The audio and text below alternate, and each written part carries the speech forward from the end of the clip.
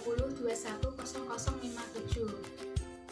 Di sini saya akan menjelaskan tentang hasil dari resumen buku Kebelet Kaya karya Wardigu WP. Buku ini bisa membantu mewujudkan cita-cita menjadi seorang entrepreneur sejati yang sukses dan kaya, baik secara materi maupun moral. Walaupun Kebelet Kaya bukan berarti seorang entrepreneur bisa mengabaikan atau melanggar nilai-nilai kebenaran.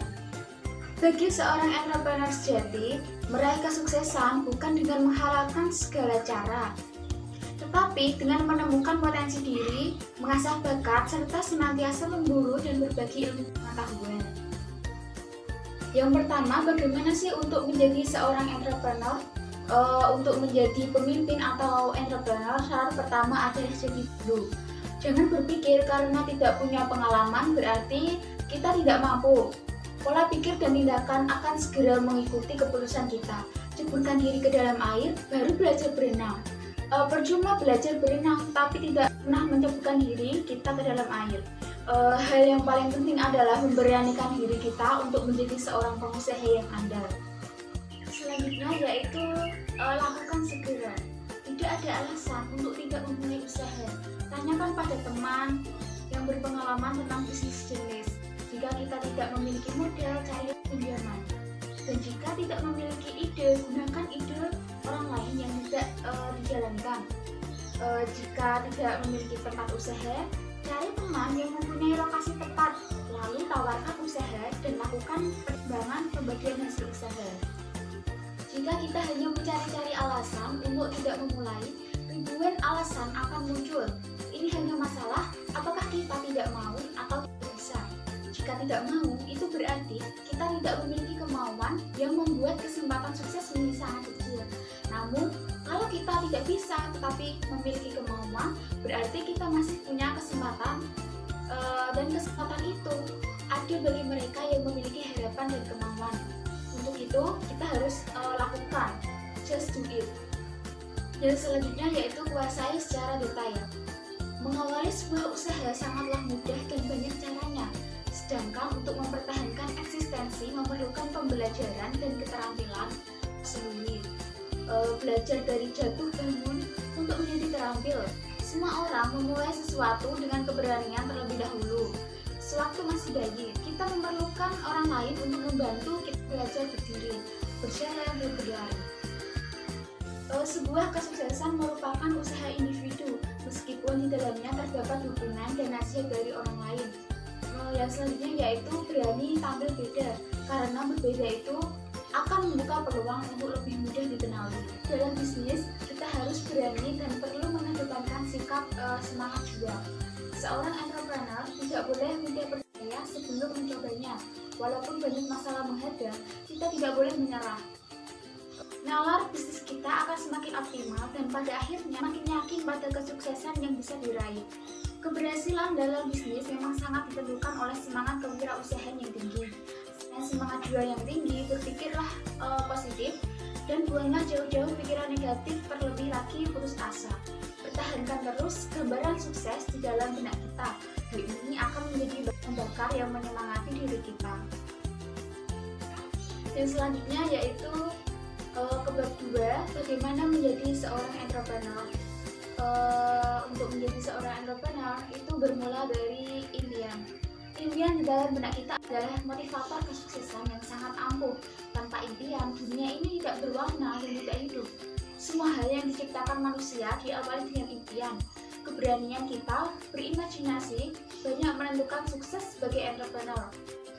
Ada kata imagination create my reality. Impian menciptakan kenyataan dalam hidupku. Setelah itu, kita harus melihat kebutuhan sekitar. Kepandaian kita melihat kebutuhan sangatlah penting karena dari sinilah bisnis bermula. Untuk menajam dan memperbanyak wawasan sebagai referensi, ikutilah berupa forum silaturahmi, seminar, atau berbagai cerita mengenai orang-orang yang sukses agar lebih memotivasi kita. Cari tahu bagaimana mereka bisa sampai pada puncak kesuksesan, apa saja yang mereka lakukan, atau bacalah buku-buku praktisi yang dapat memberikan wawasan tersebut. Banyak hal yang dapat diraih di sekitar kita. jika kita betul-betul jadi melihatnya.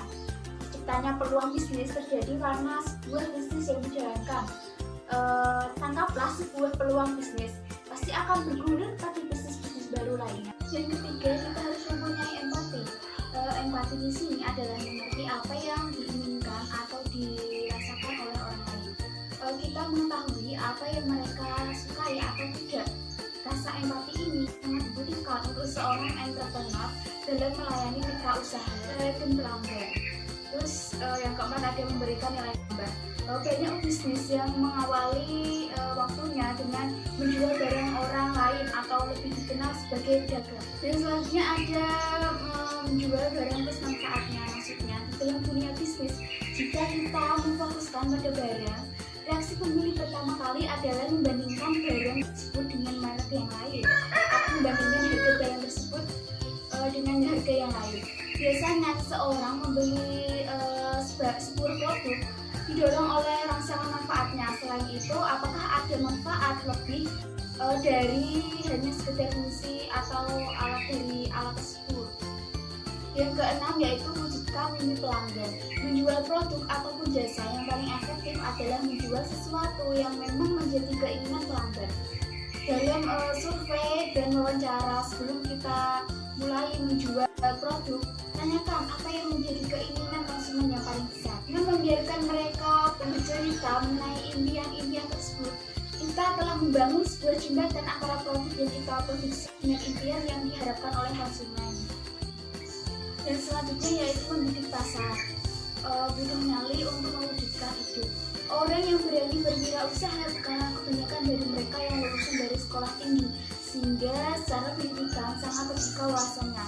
Namun justru mereka yang tidak memiliki latar belakang pendidikan yang tinggi dan modal yang mencukupi ternyata berani membuka usaha sendiri. Padahal penampilan mereka bisa dibilang minim. Selanjutnya ada adrenalin dan seni berutang. Apa perbedaan antara seorang entrepreneur dengan ordinary people atau orang kebanyakan? Jika ada sebuah fenomena, seorang entrepreneur akan langsung melihat sebuah peluang. Sedangkan ordinary people biasanya akan melihat sesuatu yang sulit, negatif, ancaman, atau bahkan tidak dapat melihat apa-apa.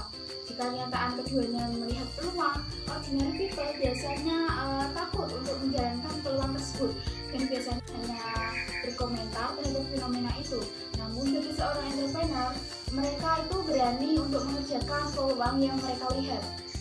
Seorang entrepreneur berprinsip lebih baik untung 10% yang didapat dari mitra usaha daripada 100% usaha sendiri. Jika tahu peluangnya besar, mengapa takut untuk berutang? Sebenarnya kita harus jeli untuk menangkap perbedaan dan kita harus membangun komunitas. Yang kelima, kita harus bisa memprediksi sebuah fenomena. Salah satu metode dalam mengasah kemampuan manajerial adalah dengan membandingkan keputusan para manajer andal dengan melihat sebuah fenomena. Ketika terjadi sebuah fenomena, berusaha untuk mendapatkan gambaran lengkap terlebih dahulu. Lalu cobalah memprediksi jalannya perlombaan tersebut. Ketika kita mampu memprediksi sebuah fenomena, akan terlihat lebih matang ketika membaca sebuah peluang usaha. Kemampuan ini akan membuat bisnis kita lebih aman karena kita sudah lebih dahulu memprediksi pasar. Bab 4, ada hati seorang entrepreneur. Yang pertama ada belajar sambil mengerjakan. Untuk menjadi seorang pengusaha yang andal, kita tidak perlu memiliki pengalaman terlebih dahulu. Jika kita akan memulai usaha, tidak perlu berpikir panjang atau merencanakan sesuatu yang muluk-muluk. Kerjakan dulu semuanya, lakukan apa yang dapat dilakukan, tangani semua hal yang terjadi sambil menjalankan bisnis tersebut. Yang selanjutnya ada belajar dari kesuksesan dan bisa mengelola kegagalan. Banyak orang memilih untuk tidak menjadi apa-apa atau tidak melakukan apa-apa. Semua itu dilakukan demi menghindari sebuah kegagalan. Namun, jika kita menjadi seseorang atau melakukan sesuatu, bersiaplah untuk gagal. Namun, jangan pernah berhenti berusaha. Semakin sering gagal, kita semakin jadi kita akan semakin menjadi gigih dan pintar dalam melihat sebuah peluang. Selanjutnya, kita harus bisa mengelola stres. Jangan pernah membuat keputusan dalam kondisi tertekan atau stres. Biasanya keputusan dalam kondisi panik hanya menghasilkan keputusan yang salah dan seringkali merugikan. Dalam hidup kita pasti akan terhimpit dan ditekan oleh berbagai macam masalah. Nah, ini bukan hal yang harus dihindari, tapi bisa saja karena semua pasti ada jalan keluarnya. Semua permasalahan yang terjadi memang hanya dalam kita sendiri yang bisa menyelesaikannya, dan orang lain hanya sebagai tim penilai yang bisa membantu kita. Fokus kepada masalah dan kita harus mencari jalan yang terbaik. Di bab 5 yaitu pola pikir entrepreneur. Apa sih pola pikir entrepreneur itu? Yang pertama ada selalu di pinggir jurang, maksudnya menjadi seorang entrepreneur harus berperilaku yang seolah-olah itu di pinggir jurang dalam berbisnis, yaitu seperti orang yang punya kewajiban atau utang yang besar, harus selalu haus pada peluang dan tantangannya. Karena itulah yang membuat hari menjadi lebih bernilai. Untuk itu adalah sebuah proses dan hasil. Yang terakhir yaitu kita harus cerdas melihat peluang dan jangan cepat merasa puas. Masuk di bab 6 yaitu tugas entrepreneur. Tugas entrepreneur yaitu harus bisa mengelola sumber daya dan bisa menjadikan komunikasi itu sebagai seni. Seorang entrepreneur diwajibkan memiliki soft skill, yaitu keterampilan seseorang dalam menentukan dan mengenai potensi dirinya atau dengan orang lain. Hal ini sangat mempengaruhi kesuksesan seseorang dalam pembawaan diri, bersosialisasi, dan berbisnis. Karisma memang tidak berwujud hanya dapat bahasa, sedangkan impersonal merupakan hubungan antar personal atau pribadi. Yang terakhir yaitu insting kepemimpinan. Kita hanya perlu memainkan fungsi pikiran. Semua hal bisa kita lakukan. Semakin sering mengasah rasa tanggung jawab, semangat leadership kita akan semakin mudah untuk muncul. Itu sama halnya dengan jiwa yang semangat yang melekat pada diri kepemimpinan. Bukti bahwa kita tidak perlu menunggu suatu keadaan untuk membuat kita menjadi seorang pemimpin, tetapi justru kita mengendalikan situasi agar jiwa leadership kita muncul. Bab 7 ada zero prinsip entrepreneur, yaitu mulai dari nol tujuan dalam bisnis dan zero mind atau pengosongan pikiran. Banyak orang yang mau berbisnis tapi berhenti karena alasan modal. Sebenarnya modal seorang entrepreneur bukan hanya uang, tetapi juga keterampilan, jaringan, vendor, menyuplai produk, dan masih banyak lagi. Itulah aset utama seorang bisnis. Ada beragam cara untuk mendapatkan modal tersebut. Jika kita ingin mengubah nasib tetapi tidak memiliki aset yang tidak tersebut, ada jalan yaitu aset tak terlibat, yaitu sahabat. Kejujuran bagi seorang berbisnis dapat menumbuhkan kepercayaan dalam usahanya. Seorang yang dapat menguasai kemampuan untuk menghasilkan pikiran dalam berbisnis sangat banyak manfaatnya, misalnya ketika menghadapi tantangan, kerumitan, dan terpaan masalah. Bab 8 yaitu berbisnis tanpa uang tunai. Bukan mencari tetapi dicari modal. Kita juga bisa melakukan kerjasama modal dan bagi hasil yang menentukan menjadi perantara atau dengan pemasok. Yang ke bab 9 ada darah entrepreneur. Menjadi seorang entrepreneur pasti banyak memiliki impian. Hal tersebut juga harus memerlukan banyak cara dan strategi untuk mencapainya. Untuk itu kita harus survive untuk mewujudkannya. Kita harus mempunyai pandangan bagaimana sih ke depannya usaha kita. Nah, yang ke bab 10 ada aturan main entrepreneur. Yang pertama ada berpikir positif, jangan pelit ilmu, belajar dari pengalaman orang lain, dan berinvestasilah. Ke bab 11 yaitu budaya entrepreneur. Kita harus bisa belajar dan memberikan hal yang terbaik, seperti menciptakan kartu dan budaya juang yang tinggi. Ke bab terakhir yaitu bab 12 yaitu sifat entrepreneur. Jika kita melihat sebuah peluang dan berani mengambil segala tindakan untuk sukses, berarti kita memiliki mental bisnis. Dorongan tersebut ada dalam setiap individu sebagai sarana kita untuk sukses. Dorongan dari dalam tersebut adalah bahan bakar yang disebut self motivation atau motivasi diri yang didapat dari impian kita untuk segera diwujudkan. Tetaplah berusaha dan jangan cepat menyerah. Sekian dari saya, semoga bermanfaat. Wassalamualaikum warahmatullahi wabarakatuh.